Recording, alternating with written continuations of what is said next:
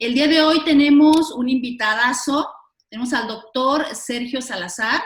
Él es montañista y es profesor de Fisiología Humana en el TEC de Monterrey. Él, aparte de ejercer su carrera, que él es pediatra, él está muy interesado y ha estado muy interesado en el comportamiento del cuerpo humano en la altitud. Cuando yo regresé de Pakistán hace un año, tuve una conversación con él, no sé si la recuerdo o no, pero yo sí la recuerdo. Sí la recuerdo, cómo no, claro. ¿Cómo me voy a olvidar? Sí, porque me llamaba mucho la atención el comportamiento que tenía mi cerebro bajando de la altitud. Creo que es un tema que nos puede servir muchísimo, no solo a los que subimos a los 8 o a los 6 o a los 7,000 metros sobre el nivel del mar, sino que para todo mundo, inclusive para las montañas mexicanas que no rebasan los 5,600 metros sobre el nivel del mar. Así es. ¿Cómo estás, Sergio? Bienvenido. Pues bien, muchas gracias. Es un honor conocerte No, hombre, el gusto y es estar mío. en tu programa. Muchas gracias por la invitación. La verdad es que me siento honrado No, y hombre. bueno, pues vamos a ver qué le podemos sacar de provecho a la plática, ¿verdad? Sí, por A tus supuesto. órdenes. Yo te agradezco muchísimo porque hay mucha información en Internet que nos orienta acerca de la fisiología humana en la altitud. Así es. Y qué mejor que preguntarle a una persona que es montañista y que Así aparte es. es médico especializado en fisiología, acerca de cómo se comporta nuestro Así cuerpo es. en las montañas. Por eso es que, bueno, yo te agradezco tanto que estés aquí en el programa. Gracias, Sol. Es un honor, repito, ¿verdad? Para mí Gracias, es un honor gracias. estar contigo. Gracias, Sergio. Platícanos, cómo se comporta el cuerpo humano en la altitud? Yo recuerdo cuando regresé de Pakistán me sentía mal, no me daban ganas de hablar, algunas cosas se me olvidaban y bueno, de ahí mi interés. ¿Cómo Claro. puedes introducirnos de una manera entendible Sí, en claro. este tema tan Ese es, interesante? ese es mi objetivo siempre que llevamos esta plática al público. Normalmente tomamos entre 6 a 7 horas dar un curso, pero vamos a tratar de ser lo más digeribles posible, ¿verdad? Claro. Y generalmente esta plática la hacemos con personas que pues no tienen nada que ver con el ámbito médico. Ah, perfecto. Entonces Ajá. tiene que ser entendible. Y bueno, ¿qué es lo que le sucede al organismo? Pues muchas cosas, la verdad. Estar no nada más en una altitud, como decías hace un momento, y pues decías bien, altitudes por arriba de 6,000, 7,000 metros. Realmente el cuerpo humano empieza a experimentar cambios a partir de los 1,000, 1,500 metros sobre el nivel Ajá. del mar. Todo va a depender tanto obviamente de la condición física Ajá. como de la adaptación Sí. a la altitud de cada persona. Ajá. Entonces, lo que le sucede al cuerpo inicialmente, pues son factores a los que les llamamos agudos o de presentación rápida, y hay otros que se presentan de manera tardía, a los que les llamamos crónico, o sea, de presentación crónico. Esto quiere decir que si vas a estar en esa misma altitud durante un tiempo determinado, tu cuerpo tiene que sufrir algunos cambios para poderte adaptar a esa altitud. Ok, a ver, ¿Sí? voy a poner una pausa. Dime. Entonces, ¿qué se considera alta montaña? Bien, muy buena pregunta. Ajá. Muy buena pregunta. Alta montaña va a depender mucho de la latitud o del lugar donde te encuentres, porque para nosotros aquí en México, alta montaña, pues es a partir de los 3,000, 3,500 metros más o menos sobre el nivel del mar. Pero si te pongo un ejemplo, por ejemplo, España, en donde las montañas no rebasan, no estoy así 100% seguro, pero no rebasan los 3,500, 3,600 metros sobre el nivel del mar. El término de alta montaña para ellos es diferente. O O sea si que nos, alta montaña es relativo. es relativo al lugar donde estés. Ajá. De cualquier manera, estamos hablando de Claro. altitudes extremas, ¿sabes? Ujú. Altitudes extremas no te estás refiriendo ya a una latitud específica, porque si te vas hacia la Patagonia o hacia los polos en general, pues la altitud de la montaña realmente no rebasa ni siquiera los 3,000 metros, ¿verdad? Ya. Pero para ellos alta montaña pues estaría por ahí de los 1,000, 1,500 metros. Ajá. Tiene mucho que ver en este tema la latitud, Claro. ¿verdad? Y hablando de altitudes extremas, pues ya estamos hablando de números, ¿sí? Ajá. Básicamente el hecho de, no es lo mismo estar a 1,000 que a 7,000, nunca. Hay diferencias extremas muy interesantes que provocan cambios eh, pues Claro. importantes en el organismo, ¿verdad? ¿Qué es el mal de montaña? Wow, el mal de montaña, bien. Mira, el mal de montaña es una enfermedad que inicialmente empezó a estudiarse Ajá. totalmente fuera del montañismo. Ajá. Y me quiero referir básicamente pues a la historia de la aviación. Ajá. Sí, el mal de montaña, sus primeras definiciones están en relación a los vuelos en globo o globos aerostáticos, Ujú. en donde al rebasar ciertas altitudes, las personas que iban en ellos pues presentaban síntomas que ahora referimos como mal de montaña. En un momento los voy a mencionar. Más adelante, con el tiempo y con la tecnología, se vienen los aviones, aquellos que no tenían cabinas presurizadas. Ujú.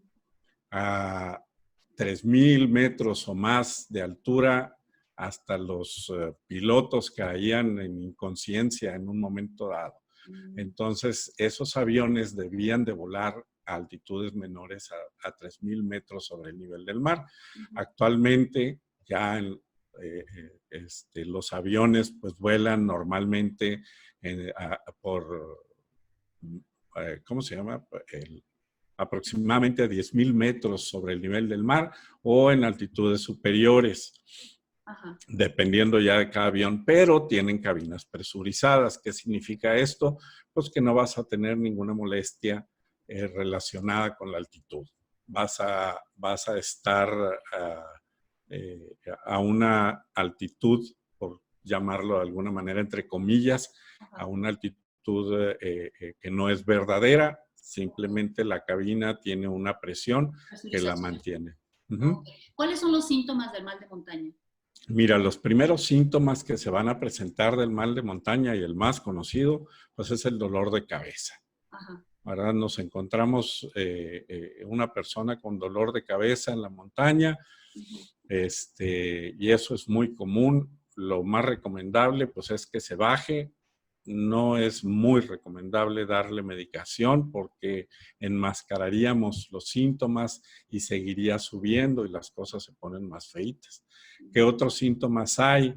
Pues son los síntomas asociados al mareo, eh, náuseas, vómitos, y ya dependiendo de la altitud, estos se pueden ir agravando. Puede haber tos. La tos a partir de los 5,000, 5,500 metros puede aparecer tos y puede ser de los primeros síntomas de hipertensión pulmonar. Ya. Si no hay manera de retroceder en el camino, vamos a empezar con los síntomas neurológicos ¿Cuáles y son esos? pues son confusión mental, dificultad para ver, es decir, la visión está disminuida, Ajá. puede haber pérdida del conocimiento, convulsiones, incluso caer en coma, ¿sí? Hasta que no te rescaten y te bajen de esa altitud. Ajá. Entonces, como puedes ver, en la medida en que la altitud se va haciendo más intensa, Ajá. los problemas también se van agravando, Se van ¿sí? Ok. Ajá, así es. ¿Tiene que ver la edad con el mal de montaña? Sí, en cierta forma sí.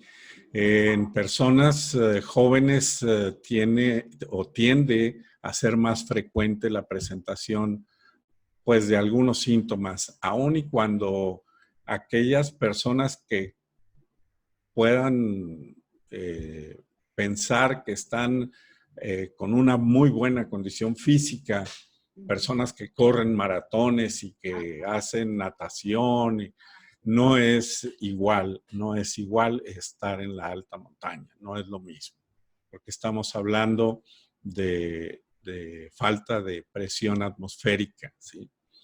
Entonces, las personas jóvenes tienden a presentar con mayor frecuencia los síntomas de mal de montaña. ¿Sí? También las personas mayores, estamos de acuerdo, pero ya dependerá mucho de su condición física y del acondicionamiento al que se haya sometido. Hemos visto en alguna oportunidad por ahí familias que van con niños, incluso bebés, subiendo a alta montaña. Me tocó la experiencia el 2018, más o menos, y a finales del 2018, en la Malinche, encontrar una pareja con su bebé totalmente colgado, sin responder. Y pues lo que hicimos fue invitar a la pareja a descender, porque ellos venían muy contentos porque el niño estaba muy tranquilo, ¿verdad? Pero la verdad es que el niño estaba sufriendo mal de montaña sin que sus padres se dieran cuenta. Wow. A las mascotas les puede dar también mal de montaña. También les puede dar mal de montaña, Si así lleves a es. tu perro a la montaña y que tú no te des cuenta que se siente mal, le puede Se va, a la... sí, Ajá. sí. El animalito se va a quedar, se va a recostar y no va a continuar subiendo. Eventualmente nos hemos encontrado en la alta montaña animalitos como perros, sobre todo perritos, que se han ido adaptando poco a poco a la altitud, ¿verdad? Y a la falta de presión atmosférica. ¿Hay la misma cantidad de oxígeno dependiendo la altitud? El oxígeno sigue siendo el mismo a nivel del mar Ajá. que en la punta del Everest. Ajá. Eso es bien importante ¿Por qué decimos comentarlo. que tan alto hay menos oxígeno? Tú que eres médico, ¿cómo lo podemos No. hacer? El oxígeno sigue, mira, la atmósfera tiene dos gases principales, que son el nitrógeno, que es el que está en mayor cantidad, Sí. y el oxígeno. El oxígeno ocupa aproximadamente un 21% de ese peso total de gases que tiene la atmósfera. Ajá. Hay otros gases de menor importancia como el CO2, el vapor de agua, el argón y otros gases que están en muy pequeñitas cantidades, pero el nitrógeno que está más o menos en un 79%, está ahí pues principalmente para darle cuerpo a la atmósfera y para darle un peso específico, ¿sí? El nitrógeno, el ser humano no lo utiliza. Lo utilizan más las plantas y principalmente las bacterias. Pero hablando del oxígeno, el oxígeno que está a nivel del mar es exactamente, es decir, la proporción de oxígeno es exactamente la misma que está en la punta del Everest. Okay. Es igual en la playa que en el Everest. ¿Y por qué no lo podemos La respirar? proporción, La sí. proporción. Ajá. ¿Cuál es la diferencia? ¿Por qué no lo podemos respirar? La diferencia, Sol, está en que existe un factor muy importante para poder respirar el oxígeno y se trata de la presión atmosférica. La presión atmosférica, a medida que subimos o a medida que ganamos altitud, la presión atmosférica disminuye, de manera de que el oxígeno ahí está, pero no hay una presión que nos ayude a introducirlo o a respirarlo, ¿sí? Necesitamos de esa presión atmosférica para poder respirarlo. Entonces, cuando estamos en el Everest, por arriba de los 7,000, 8,000 metros, pues sobre todo arriba de los 8,000 metros ya tenemos, digamos, el oxígeno igual al 21%. Tenemos una presión barométrica o una presión atmosférica de un 30% de la que tenemos a nivel del mar. Ajá. Pero ese 30% no nos ayuda a respirar. Entonces es como si no hubiera oxígeno. No hubiera, ¿Sí? en realidad Exacto. Sí hay. De Sí, hecho, claro. sí. Ajá. Pero las partículas de oxígeno vamos a decir que están más dispersas. Es como si quisieras atrapar el oxígeno con un sedazo, ¿verdad? Ya. Vas a batallar mucho. Ajá. Y definitivo lo que hace falta es presión atmosférica. Ok.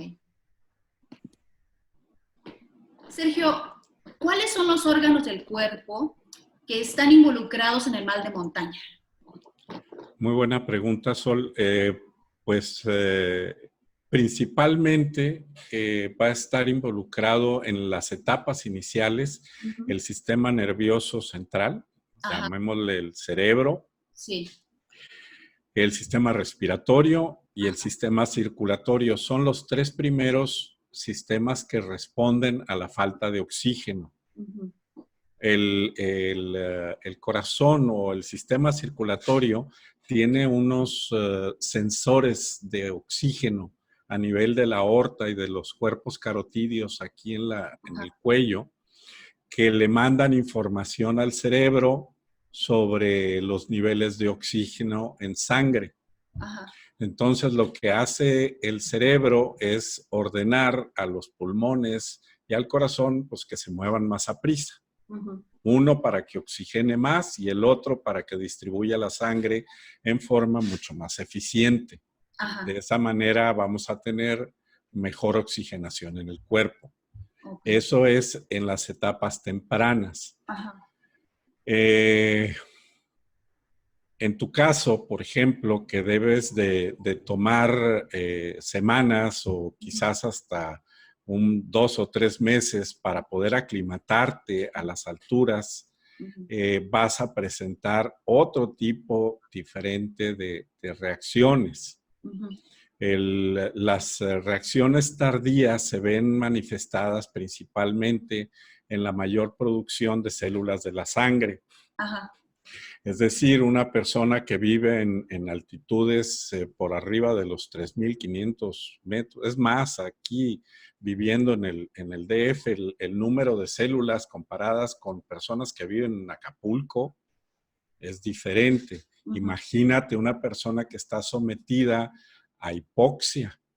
Es decir, si tú estás en el campamento base en Nepal, que debe estar entre los 5,000, 5,500 metros más o menos, sí, pues estás sometiendo a un estrés permanente a tu organismo y eso hace que se secreten cierto tipo de sustancias que provocan la producción de glóbulos rojos. Vas a seguir teniendo los mismos 5 litros de sangre, pero vas a tener más células rojas que son las que distribuyen el oxígeno. Es como si le echaras más cereal a la leche. Ya, ¿verdad? Ya. ¿Sí me explico? Sí. Entonces, ajá. Dime. Fíjate que cuando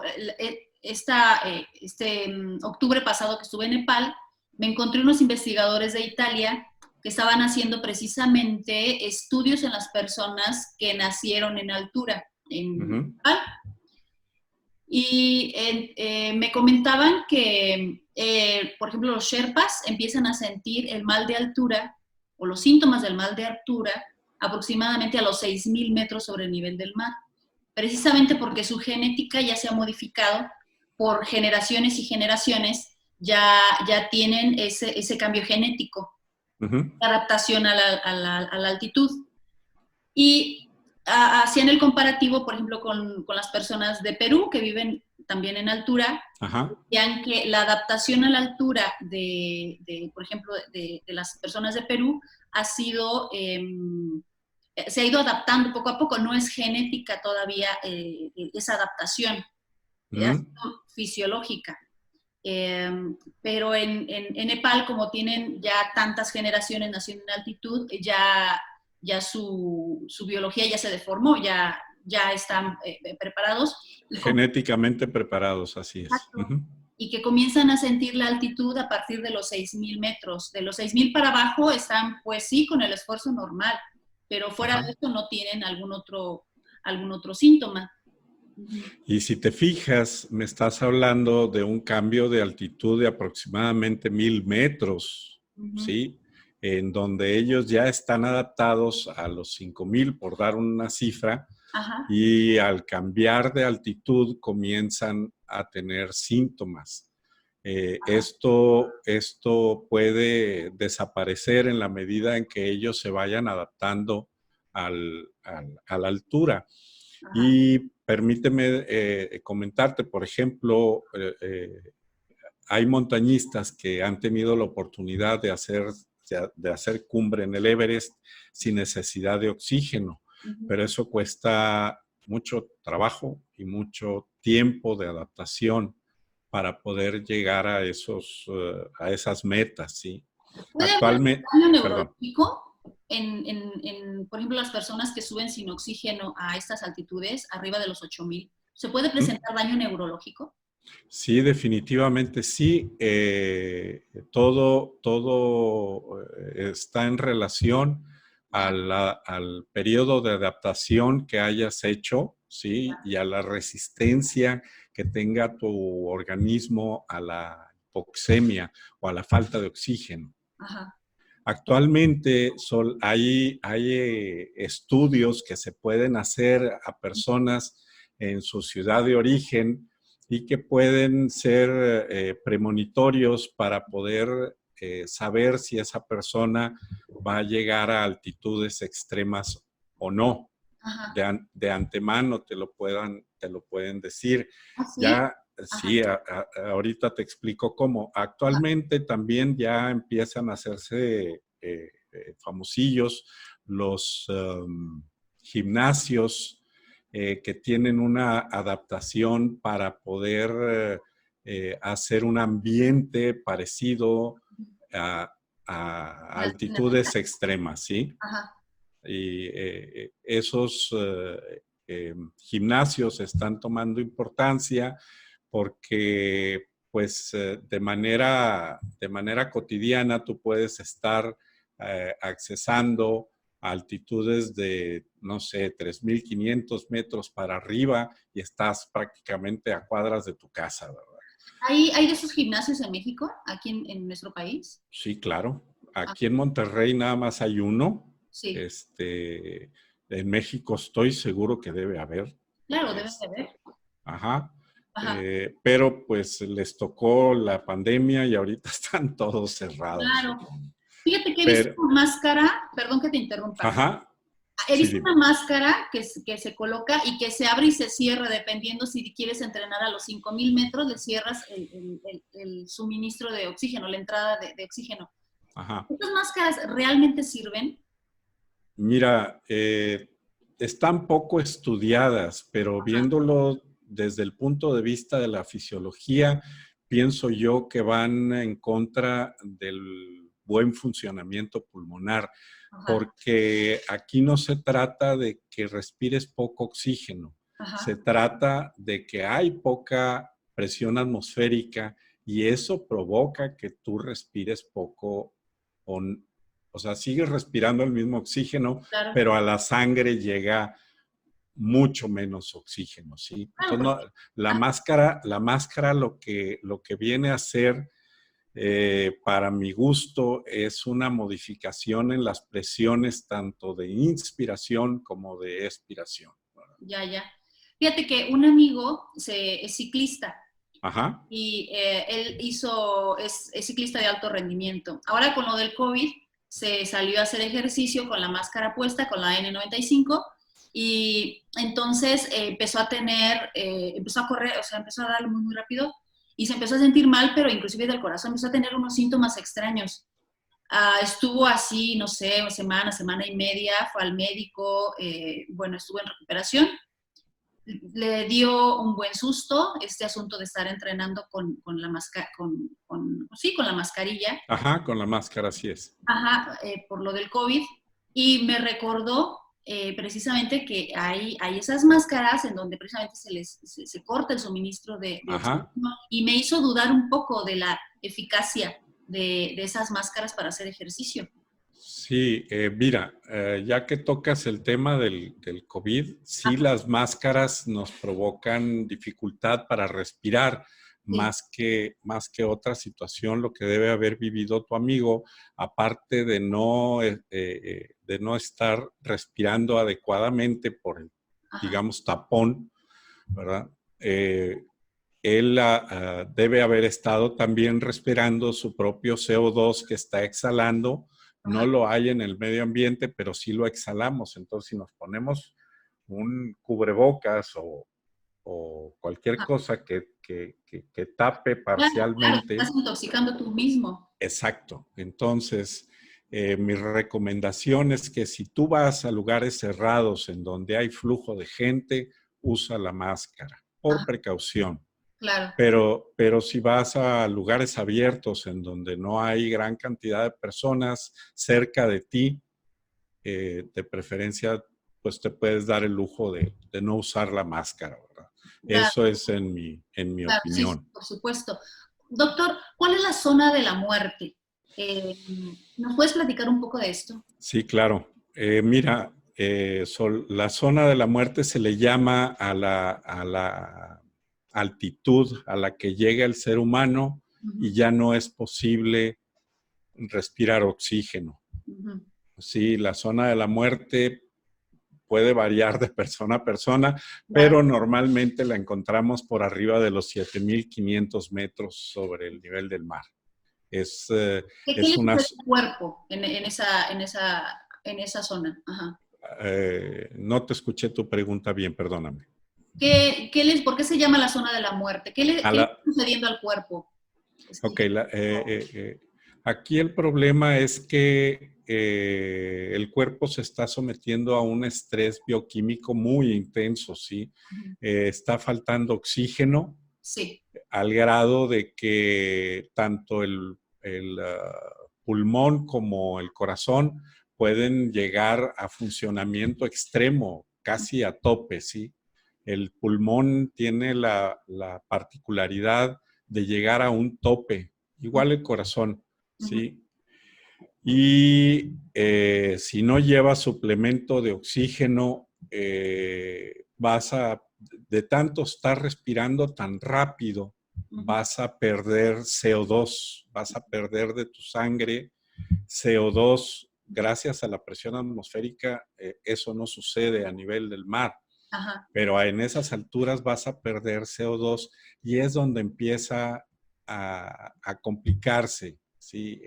Por arriba de los 7.500 metros, perder CO2, es decir, el cerebro, independientemente del corazón y los pulmones, el cerebro es muy sensible a Ujú, los cambios de acidez de la sangre. ujú, En este caso, el CO2 eh, regula de alguna manera la acidez en la sangre y perderlo significa perder acidez, es decir, se hace alcalina ajá, la sangre. Entramos en un fenómeno que se denomina alcalosis respiratoria.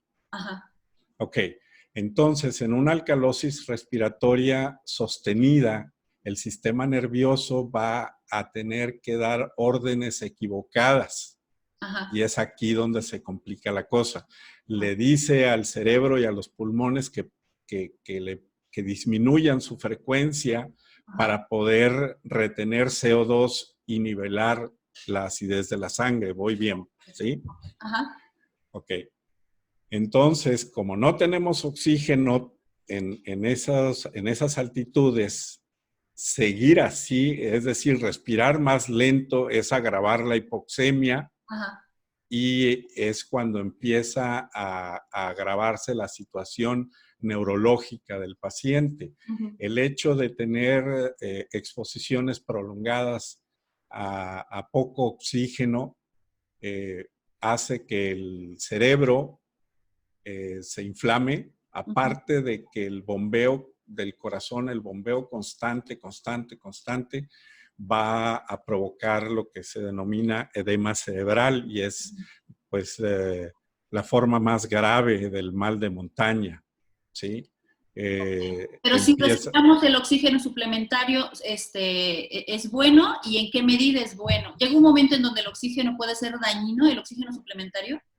Dependiendo de la cantidad de tiempo al que se tenga expuesto el oxígeno suplementario, puede provocar lo que se llama neumonitis, es decir, inflamación de los pulmones.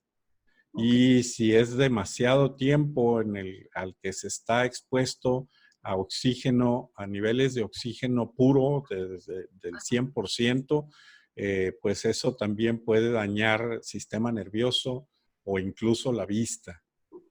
¿Sí? Hace más daño respirar oxígeno suplementario en el buceo, es decir, por abajo del nivel del mar, que por arriba. Es mucho más dañino hacerlo en el buceo. Sin embargo, y gracias a las mezclas de gases que se hacen en el buceo, pues se evita tener ese tipo de complicaciones. Pero sí en la zona de la muerte, lo mejor es tener oxígeno suplementario para evitar toda esta escalada de situaciones que se van a presentar por la falta de presión atmosférica y falta de oxígeno. A ver si estoy entendiendo bien. Es decir, puedo usar arriba de los 7000, puedo usar oxígeno, pero no por mucho tiempo, porque entonces también me puede hacer mal. Sí, así es. O sea, el oxígeno suplementario es dañino en la medida en que pues permanezcas con él, no sé, 2 días o 3 días, y no creo que tú te tardes 2 días en llegar a la cima después de los 6,000, 7,000 metros, ¿sí? Sí, claro.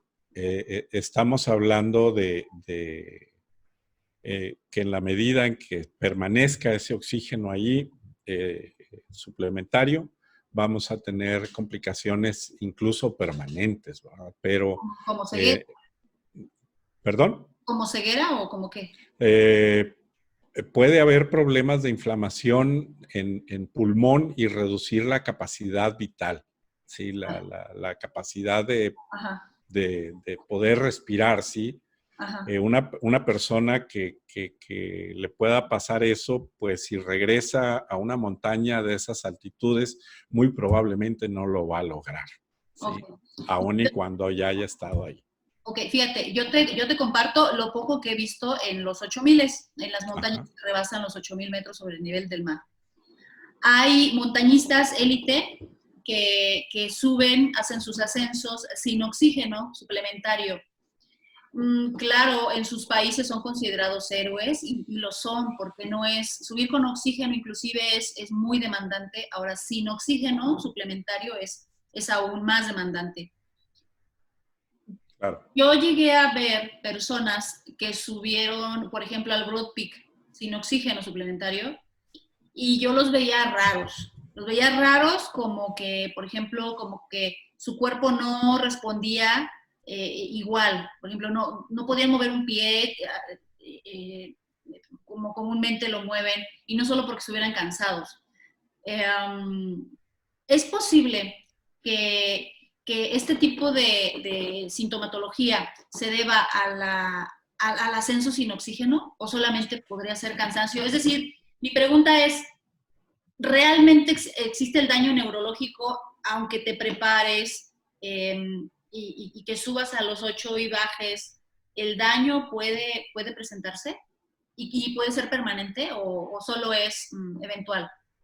No, ya depende. Vaya, vamos a hablar primero que nada del acondicionamiento físico para hacer ese tipo de de ascenso se requiere de muy buen acondicionamiento físico. Ajá. Hay personas que pueden tolerar estar a los 8,000 metros y estar 2, 3, 4 horas ahí sentados y regresarse, ¿verdad?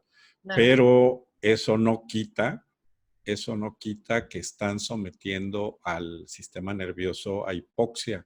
Es como si tuviera pues un accidente cerebrovascular temporal. Ajá. Y que eso va a revertirse una vez que descienda e incluso que pase el tiempo, ¿sí? Ajá. Porque la falta de oxígeno definitivamente deteriora las facultades y la funcionabilidad del cerebro. Yo creo que por eso viste en esa persona que había pues cierta incapacidad de sus movimientos. Sí, no podía caminar muy bien. Sí, es como, vamos a compararlo como una embolia, ¿sí? Ajá. Sí, Pero esto es igual por parecía falta de que oxígeno. Ajá. Eso es por Así falta de es. oxígeno. El Te mal deci- es un, ay, perdón, doctor. no, nada más te quería decir a lo que el examen, quizás tú tengas la oportunidad de investigarlo porque pues estás en el medio y eres de las personas privilegiadas que han logrado llegar a esas altitudes. Te decía, actualmente existe una prueba que se llama consumo de oxígeno máximo o volumen de oxígeno máximo. Esta prueba la hacen con un espirómetro y provocando esfuerzos intensos, ¿sí? Y te pueden dar más o menos una idea en cuanto al consumo de oxígeno de tu cuerpo en esfuerzos intensos.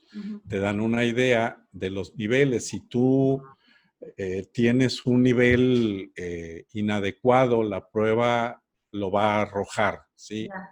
Te van a decir, ¿sabes qué? Con este consumo de oxígeno que tienes, no puede ser que llegues a los 7,000 o 7,500 metros, mucho menos.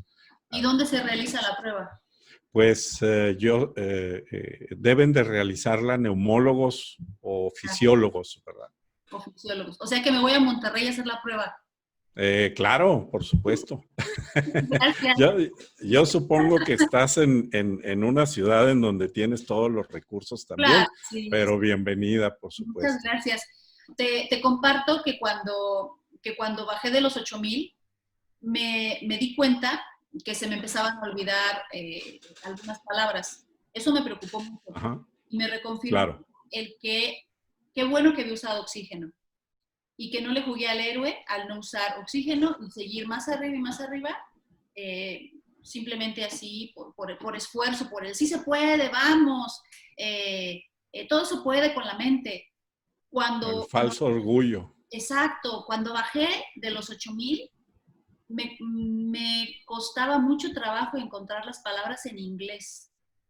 ¿Esto puede ser por haberme expuesto a la altitud? Sí, tuviste una hipoxia cerebral. Ajá.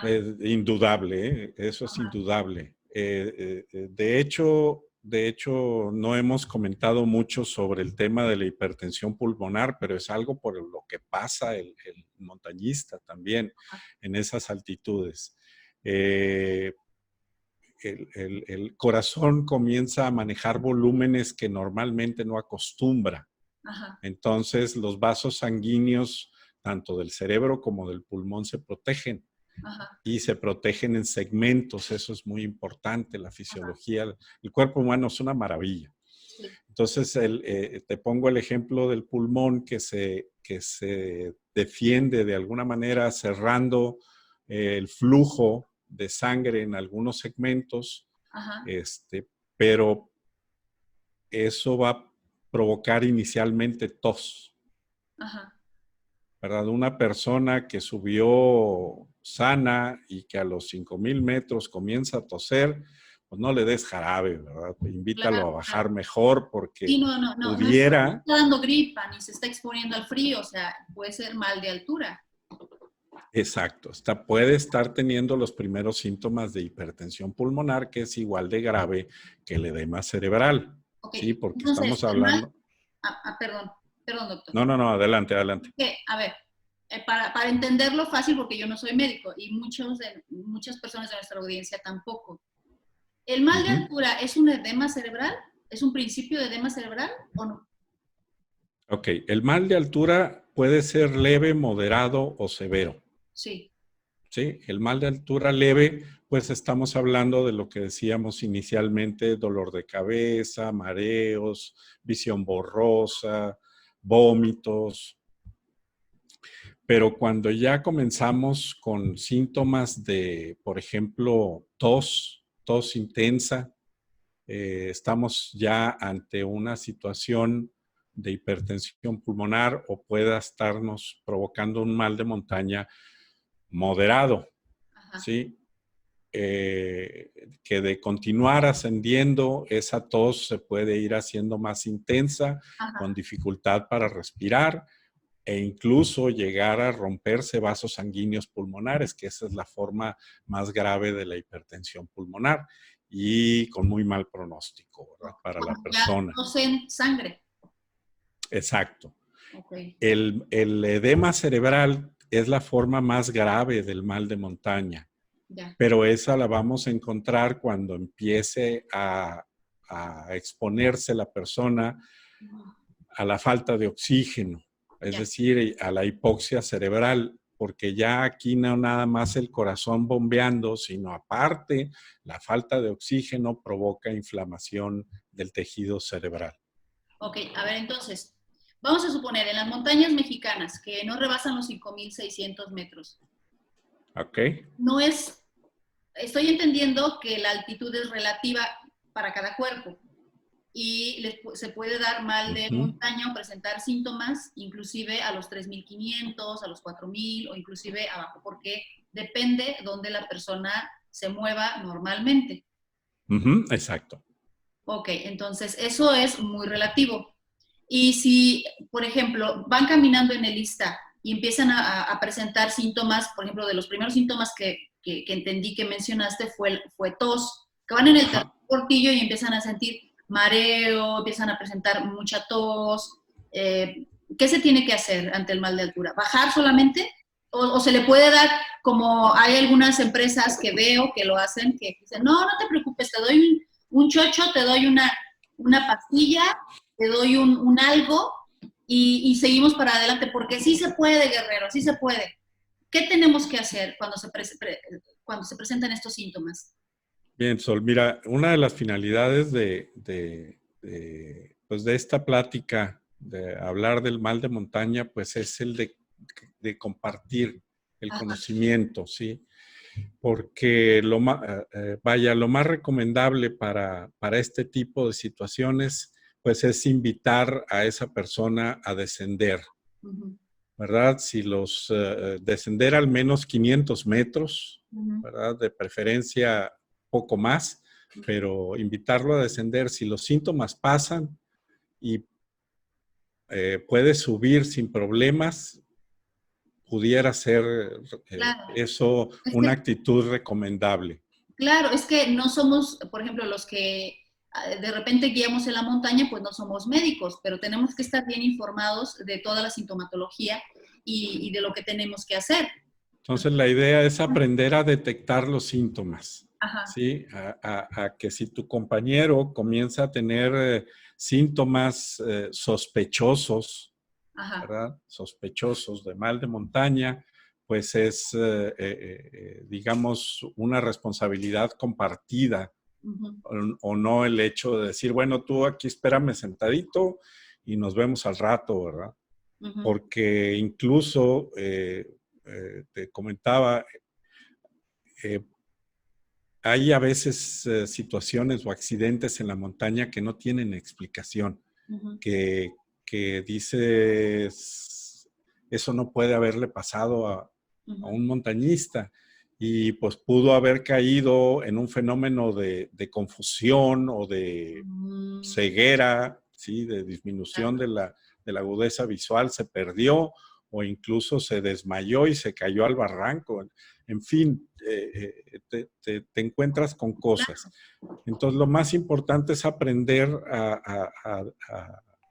A detectar a síntomas. detectar síntomas. Exactamente, gracias. Ok. Doctor, la alimentación que tenemos en la montaña, ¿puede contribuir al mal de altura? ¿Afecta, beneficia? Mira, el tema de nutrición es un tema igualmente importante, igualmente delicado, diría también, me atrevería a decir, Ajá. Porque normalmente los guías no tienen esa cultura o esa preparación, ¿sí? Es decir, debes de llevar alimento para el ascenso, o sea, mientras vas ascendiendo cada hora o cada 2 horas, debes de tener la precaución de cargar gasolina o de tomar energía. Sí, sí, porque la alimentación es la gasolina para subir. Exacto, y estamos hablando de los carbohidratos. Ajá. Eso es lo principal, Ajá. ¿verdad? Tú no puedes darte el lujo de llevarte un trozo de carne y comértelo en el camino porque no te va a hacer bien. El estómago en grandes altitudes aumenta su producción de ácidos, pero disminuye la velocidad de digestión. Entonces, lo más recomendable es que las proteínas vayan en forma de aminoácidos, es decir, digeridas, ¿sí? Ajá. Que las puedas consumir, y si vas a acampar y vas a estar muchas horas ahí, pues a lo mejor te puedes dar el lujo de hacer una buena comida. Pero mientras tanto, lo más recomendable, tanto los carbohidratos como las proteínas que sean en forma de aminoácidos, y ojo, el agua. El agua es bien, bien, bien importante también. ¿Cuántos litros debemos de consumir? Pues normalmente una persona en condiciones así de relax debe tomar, una persona promedio varón de 70 kilos o una mujer de unos 60, unos 70 también, pues entre 1 litro y 1,5 litros de agua, y estamos hablando de supervivencia, ¿verdad? Es decir, lo que necesitas para vivir. Lo que necesitas para vivir. Yo había escuchado, no sé si sea cierto, pero es como algo popular. Dicen, si estás a 4,000 metros sobre el nivel del mar, debes de consumir 4 litros al día, mínimo. Si estás a 5,000 metros, debes de consumir 5 litros al día, mínimo. Es decir, que en un ascenso al Iztaccíhuatl, que son 5,000 metros, vas entre los 4 y los 5,000 metros, en toda la jornada de ascenso debes de consumir al menos 5 litros, dependiendo también del número de horas que estés en esa altitud. ¿Esto aplica o es demasiado o es poco o tú qué opinas? Yo creo que es de manera individual, porque si estás hablando de que vas a una montaña son 5 litros, la verdad es que no es así. Ajá. O sea, fisiológicamente tu organismo se está sometiendo a esfuerzos importantes y por ende estás gastando agua. El hecho de respirar te hace perder agua. Si estás perdiendo vapor de agua cuando no lo hay en el medio ambiente, sobre todo en altitudes como por ejemplo el Iztaccíhuatl. Solo por estar te estás deshidratando. Exacto, o sea, el simple hecho de respirar, ya eso te está haciendo perder líquido. Súmale el sudor, la orina, pues lo que sí es muy cierto es que la sensación de sed viene cuando ya tienes aproximadamente un 20% de déficit de agua en tu organismo. Wow. Entonces, lo más recomendable es que tú vayas tomando en sorbos o en traguitos. Antes de que te dé sed. Sí. O sea, para que tu organismo esté en condiciones óptimas. Procura no llevar agua pura, agua limpia, es decir, agua sin electrolitos. ¿Por qué? Porque esa agua te va a diluir tus electrolitos propios. Electrolitos como vida suero oral. Pues sí, o sea, ponle la marca que quieras. ¿sí? Agua con electrolitos la puedes encontrar en cualquier súper, ¿sí? Ya. Y lo más, ¿por qué? Pues porque traen azúcar, traen sodio, traen potasio, traen calcio, magnesio, etcétera. Y Ok. el agua pura no trae nada. Ajá, Y lo que hace el agua pura es provocar sed, ajá. porque te diluye por dentro, ¿sí? Tú le estás metiendo agua sin electrolitos y te está diluyendo y eso provoca sed. Claro. Doctor, es bien interesante lo que nos estás contando. Si alguien de la audiencia tiene duda, ¿dónde te pueden localizar? Gracias. Mira, nuestras redes sociales básicamente están en Facebook y en Twitter. Ajá, Es Fisiología Humana en la Alta Montaña, FELAM, con FHELAM. sí, Y en Twitter es igual, pero es ajá,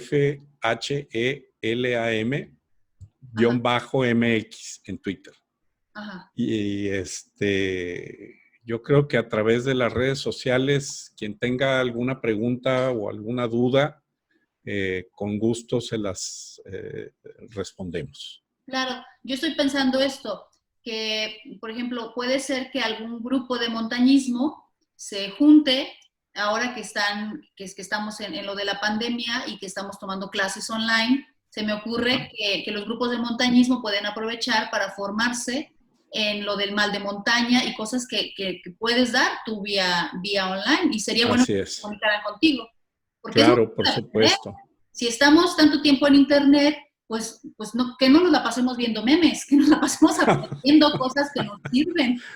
Claro, aprendiendo todos los días, la verdad, ¿no? A tus órdenes y a las órdenes de quien quiera, participar de este tema. Hay mucho más todavía por comentar, pero pues de manera muy coloquial y muy digerible manejamos aquí el tema contigo.